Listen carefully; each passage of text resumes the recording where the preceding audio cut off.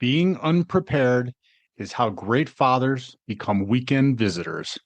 I'm Jude Sandval, and this is Strategic Defense, the operational briefing for fathers who refuse to be sidelined by a system that exploits drift and unpreparedness.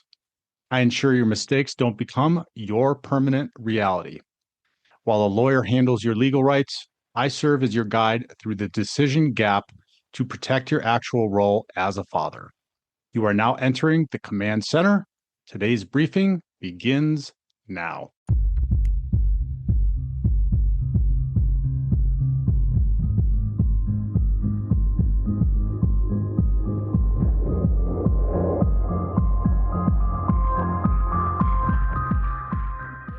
Being unprepared is how great fathers become weekend visitors. I'm Jude Sandval, and this is Strategic Defense, the operational briefing for fathers who refuse to be sidelined by a system that exploits drift and unpreparedness. I ensure your mistakes don't become your permanent reality. While a lawyer handles your legal rights, I serve as your guide through the decision gap to protect your actual role as a father. You are now entering the command center. Today's briefing begins now. Hello and welcome to the show. Thank you so much for being here this week, and I hope that you are now into full swing of summer with the kids out of school and all of the summertime festivities starting up here. I know that I was off last week. That's why we had a replay and got the opportunity to just spend some time up here in the Colorado mountains, unwinding and rejuvenating and re-energizing. So that was great. It's an awesome time of year. So I hope that you're able to just take advantage of that a little bit. We today are going to be chatting about handling bad mouthing and lies. I'm calling it a divorced dad's guide to handling bad mouthing and lies. Unfortunately, this just continues to be a topic that comes up in our group meetings. Just got off a couple of calls with guys this morning, and it's an issue we're talking about and strategizing on how to handle with their ex or soon to be exes. And it's just unfortunately seems to be something that is prevalent. I'm just going to say, well, before I get into it, let us just welcome the new members of the Divorced Advocate community. That is Eric, Jim, Jeff, John, Sergio, and Aaron. If you are not part of the community yet, check out the website at thedivorcedadvocate.com. There are resources for you wherever you're at in your divorce and at whatever level of investment you want to make. There are free resources that are there. There are some paid resources under the membership site, which includes some of the membership meetings, the group meetings that I talk of frequently, as well as some member podcasts and some member blogs. The app as well, which has got over 50 learning opportunities on it, is part of that membership as well. And then there's also some individual coaching if that's something that speaks to you. I highly recommend, and I personally think, and not just because I am the coach, but because I wish I had somebody sorting through things with me during my divorce, that coaching is invaluable and probably would have saved me a ton of money, considering the past 11 years since post-divorce, had I gone about things maybe a little bit differently during the divorce. But anyway, check it out. Also, there's the divorce quiz, which is a great opportunity to gauge where you're at in your divorce compared to others who have gone through a divorce. It'll give you some immediate results and also give you an opportunity to sit with me and discuss that and go through it and chat about your divorce. So check it all out at thedivorcedadvocate.com. Okay, so handling bad mouthing and lies. First, I just want to say that if your ex or soon-to-be ex is doing anything like this, it is a significant sign that they've got some significant mental emotional issues going on. And I'll just also say, fellas, if this is something that you're doing, stop it. Just stop it right now. First and foremost, your children identify themselves with each parent. So it doesn't matter how egregious anybody's actions are, they still identify themselves. So they take part of who they are and their personality from each of their parents. So literally, if you're bad-mouthing your ex you are bad-mouthing your children. It's just no different than if you are telling them that they're dumb or they're stupid or anything like that, if you're saying that about their mother. So don't do it. Now, if it is happening to you, parental alienation it's a distressing experience. And when we're divorced dads and we're looking forward to our parenting time, discovering that our children have been exposed to negative comments, lies, or alienation or alienating behavior from our ex is really heartbreaking. I know the first times that I heard it, it just made my heart sink to have my daughters come and ask me those questions. So, however, it's crucial to handle these situations with care and a strategic approach. And that's in order to maintain a healthy relationship with your child. That is the ultimate goal, is to maintain that healthy relationship. So here are some practical tips to help you navigate these challenging waters. Before we get into the tips, so let me help you understand what parental alienation is. Parental alienation occurs when one parent deliberately attempts to distance the child from the other parent through negative remarks, lies, or manipulation. This behavior can damage the child's perception of the targeted parent and strain the relationship.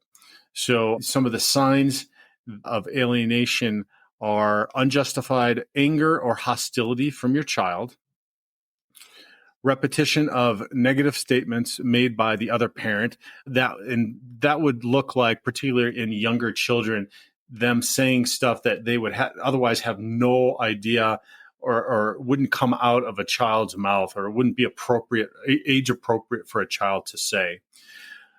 Another is reluctance or refusal to spend time with you, particularly if this just happened out of the blue. Now, kids transitioning and saying things like, "Oh, I miss mommy," or "I miss daddy," is pretty common, and that's actually healthy and that's understandable. But if they're reluctant or they're just flat out refusing to spend time, then that is definitely a sign to pay attention to.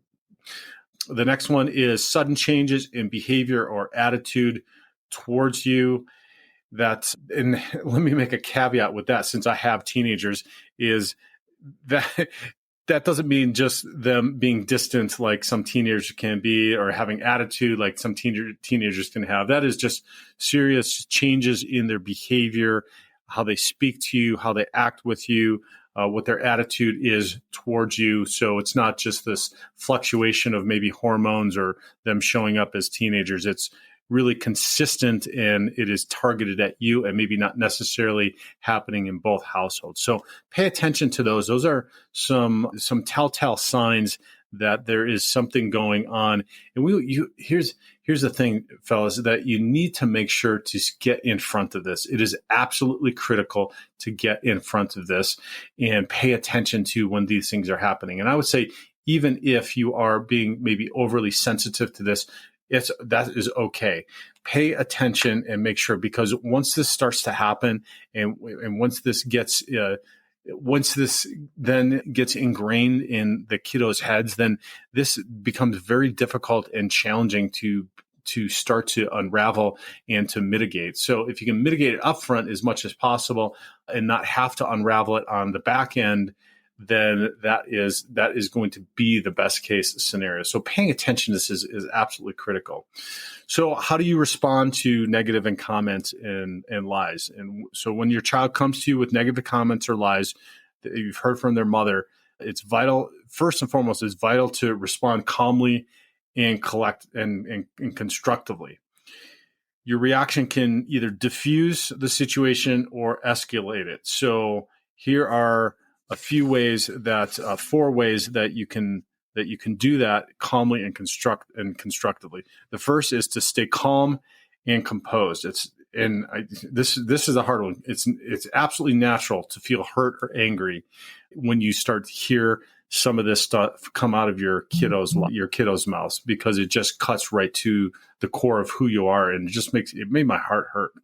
But reacting emotionally will only exacerbate the problem. So whatever tools you have, take a deep breath, count to 10, step away, make a phone call, whatever it might be. do that so that you can approach the conversation with a calm demeanor. So here's the other thing is you are modeling for your kiddos that you can handle situations and be a stable and reliable figure for them. So what you want in doing this, and by staying calm and composed, what you're doing is you're making sure to create a space that is safe for them to come and talk to you about this stuff, because you do want them telling you and talking to you about how they feel and what they think, even if it is coming in the form of maybe an outburst or an accusation or something like that.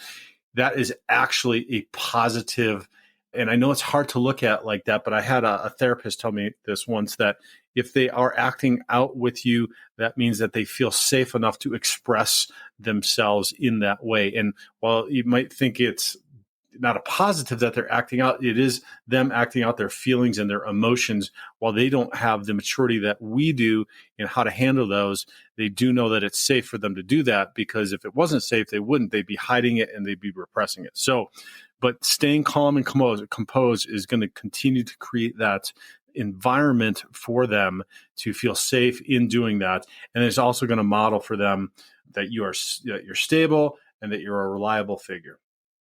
The second is avoid bad mouthing the other parent. So I'll just reiterate that regardless of what's been said to you, resist the urge to speak negatively about your ex. It's only going to create more tension and confusion for your child.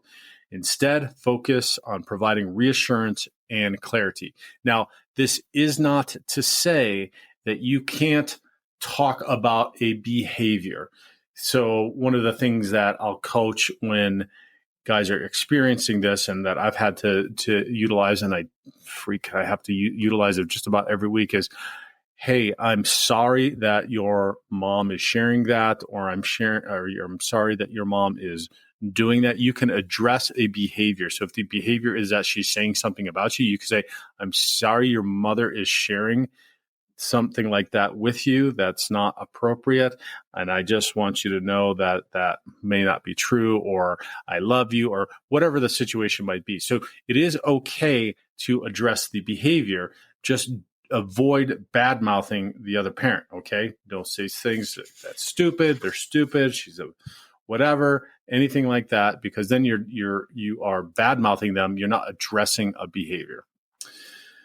The next one, gently correct misinformation. I just alluded to that. If your child repeats lies or misconceptions, calmly provide the correct information without criticizing the other parent. So that's exactly what I'm talking about. So if they say something like, oh, mommy says you stole the house, you can say something to the effect that, hey, I'm really sorry that mommy's discussing that with you. That's not appropriate for you to be discussing with you. But I promise you, I have not stolen the house. And depending upon the age, if you want to get into it, if they're older and you want to talk about it, you can talk about whatever those lies and misconceptions are and work through it. But if they're younger, you can say that's something that is for adults to discuss. And when you're a little bit older, we can talk about that more. Another example is if they say, mom says you don't love me, you can just respond with, I'm sorry that you feel that way, but I love you very much and I always will. And that's just short and sweet, and it lets you know that you love them. It reassures them and provides that environment for them without you getting upset or angry or exacerbated. Stay with us. We'll be right back. Hey, dads, Jude here. I'm pausing this conversation for a mission critical warning. Everything we discuss on this podcast only works if you have a role to return to. Most fathers don't lose their kids in court. They lose ground quietly through drift and decisions made under pressure. Being unprepared is how great fathers become weekend visitors. I ensure your mistakes don't become your permanent reality. Stop the drift today at thedivorcedadvocate.com. Take the free weekend visitor risk assessment or book your fatherhood protection session. Your kids are counting on you. Now, back to the show. Stay with us. We'll be right back. Hey, dads, Jude here. I'm pausing this conversation for a mission critical warning. Everything we discuss on this podcast only works if you have a role to return to. Most fathers don't lose their kids in court. They lose ground quietly through drift and decisions made under pressure. Being unprepared is how great fathers become weekend visitors. I ensure your mistakes don't become your permanent reality. Stop the drift today at thedivorcedadvocate.com. Take the free weekend visitor risk assessment or book your fatherhood protection session. Your kids are counting on you. Now, back to the show.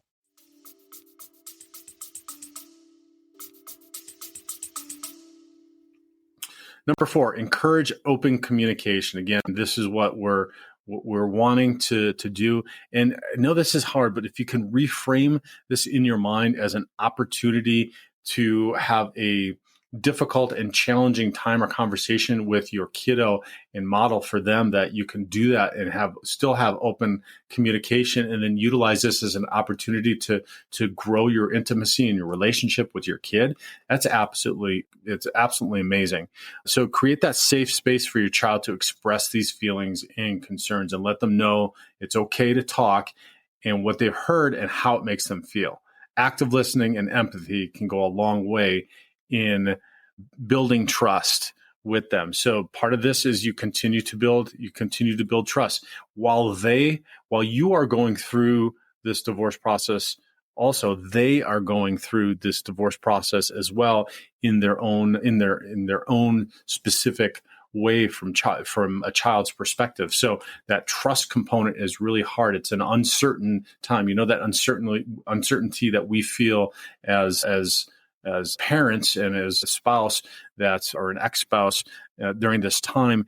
Imagine children who have little to no control over the situation at all and can only rely on their parents for what's happening or the information, have less control. So it's even more chaotic and stressful and difficult for them. So try to keep that in your perspective, that maybe there is even some rebuilding of trust that will have to happen with them, because now that they're in separate households, that it's difficult, and they're trying to make it make sense for them in their own minds. So there might be a little bit of a trust component that needs to be rebuilt or just continue to build upon.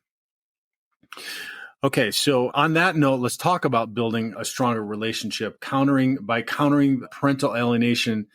It's not just about addressing the negative behavior, but it's also about fostering a positive, healthy relationship with your child. So let's talk about how you can do that, because this is just the next. This is basically I don't want to say it's not really the flip side, but it's the next part of this, because one of it is responding to those negative comments and lies, but the next is utilizing it, like I said, as an opportunity to build a stronger relationship. So how can you actually do that? So here's 3 ways. The first is making sure to spend quality time together. Make the most of your parenting time by engaging in activities that your child enjoys, whether it's playing sports, reading together, exploring new hobbies.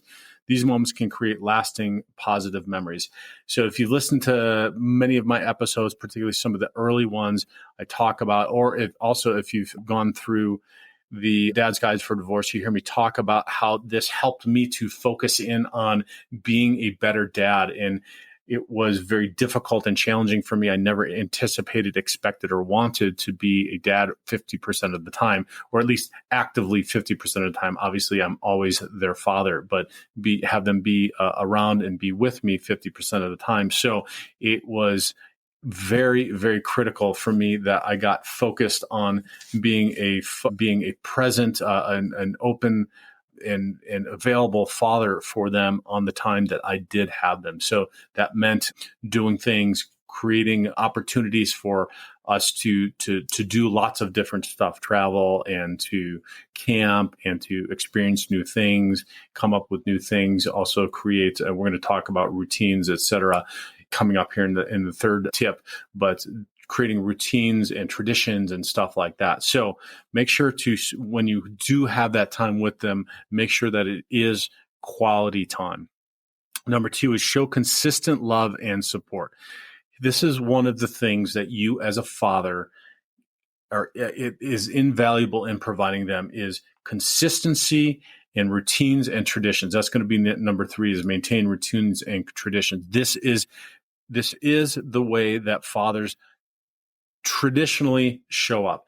We are consistent, and that is key in reassuring them of our love and our commitment, and regularly expressing this through affection and support through like words and actions is also important too. Small gestures, leaving a note in their lunchbox or attending their school events also makes a huge difference.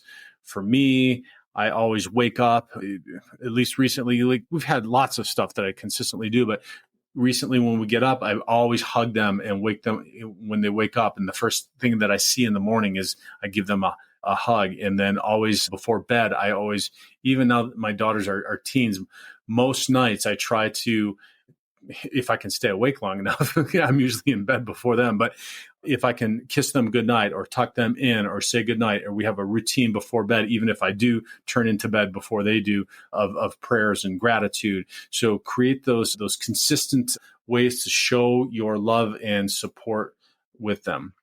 And the next is maintain routines and tradition. Establishing routines and traditions provides a sense of stability and normalcy for your child, which is absolutely huge and critical right now during this process. So you're going to you have the opportunity now, whether you like it or not, that your life is going to change. It's going to be completely different than what it was during family life when you were all together. This just the reality of the situation. So take it as an opportunity to start creating some of those new routines and traditions, how you want them to look in your house. It can be yours. It can be new. You can include the kids in them and talk with them about them, but start to do that. And so, that can look like a weekly movie night. That's something that we do on transitions when they come back. I highly recommend this. This is something I learned through Love and Logic classes, which is that transition time. Find something that's fun and interesting that they like to do on that day, and then have that be a regular tradition. Sometimes I've heard guys talk about going to the park and having a park visit or a picnic. We did pizza and movie nights on our transition nights. So find something that just helps them ease into that, but make it a routine and make it a tradition. And what this is going to do, it's going to then again help become a source of comfort and connection for you, something that they are able to grasp onto in a difficult and challenging time. It makes them feel good, and they know that it's going to be happening every single time. So no matter what, and start doing more and more of this stuff. And I highly recommend it in all areas of life, in all of your daily routines, etc. Find time to sit down and have at least a meal together, if not breakfast and dinner together, so that you have that time. Create those routines in maybe how you prepare the meal and how you sit down and you spend time together, how you do homework or after work and school homework routines, after school routines, stuff like that. When you're going to do shower or bath nights or whatever those are, create those that will all lead to helping them to feel more comfort, more connection, knowing that there's a stability in there. That is what you are there to provide as their dad. Okay. And then I do want to just add in here that if two other points if the parental alienation persists or escalates, it might be necessary to seek professional help. Therapists, counselors, and legal professionals can provide guidance and support in addressing the issue. And family therapy can also facilitate open communication and healing for all the parties involved. So you can consider family counseling. I just would say be very careful with family counseling and counseling in and around these situations. It is very nuanced, and it is difficult sometimes for therapists to identify and understand what might be happening, which can then actually exacerbate the problem and make things difficult and more challenging for you. So if you do consider family counseling, make sure that you vet this counselor. And the guys, we just talked about this on a group call not long ago, but how to vet the counselor, how to ask them about situations about fatherhood and their beliefs in masculinity, et cetera, because we're facing some challenging times with therapy and what the modern therapeutic environment looks like for men and for dads. So I just caution you in doing that. I highly recommend therapy and counseling for everybody and anybody. However, you need to be very careful and cautious in getting into it. The next part is if you have to consult a legal professional. If alienation tactics are severely impacting your relationship with your child, like your parenting time is being restricted, et cetera, consult an attorney.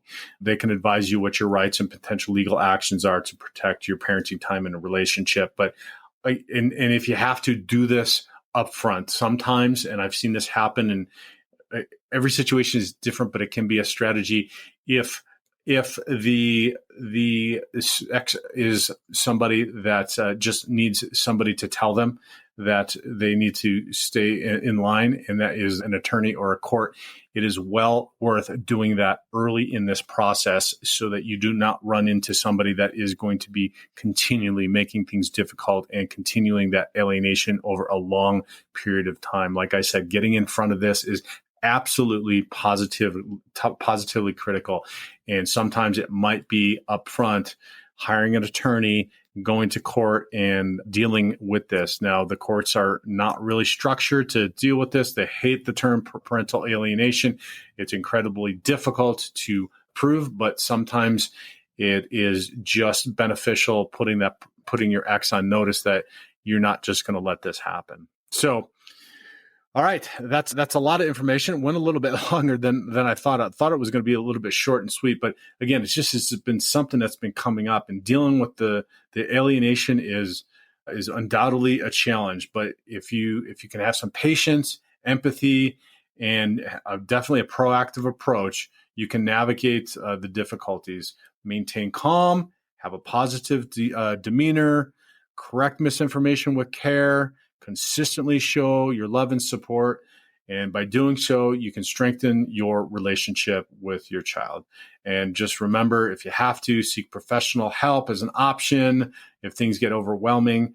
But just know your dedication and resilience as a father are crucial in overcoming these obstacles and fostering a loving, healthy relationship with your kiddos. Thank you so much for listening. I sincerely appreciate it. I hope that you found some value in this information. If you did, please share it far and wide, giving us a star rating on whatever podcast platform you're listening to, or stopping and giving us a comment if you're watching or listening somewhere goes a long way in other dads finding this podcast and this information and getting them the help that they need. Thank you so much. Have a great week, and God bless. This concludes today's briefing. Remember, in the family court system, intelligence without execution is liability. Ground is lost quietly during the decision gap between your court hearings. Being unprepared is how great fathers become weekend visitors. I ensure your mistakes don't become your permanent reality. Secure your role today at thedivorcedadvocate.com. Take the weekend visitor risk assessment to identify your exposure, or book your private fatherhood protection system. Stay strong. Your kids are counting on you.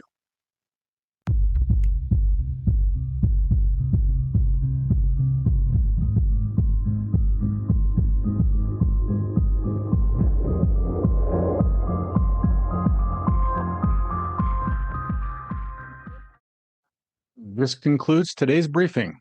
Remember, in the family court system, intelligence without execution is liability. Ground is lost quietly during the decision gap between your court hearings. Being unprepared is how great fathers become weekend visitors. I ensure your mistakes don't become your permanent reality. Secure your role today at thedivorcedadvocate.com. Take the weekend visitor risk assessment to identify your exposure, or book your private fatherhood protection system. Stay strong. Your kids are counting on you.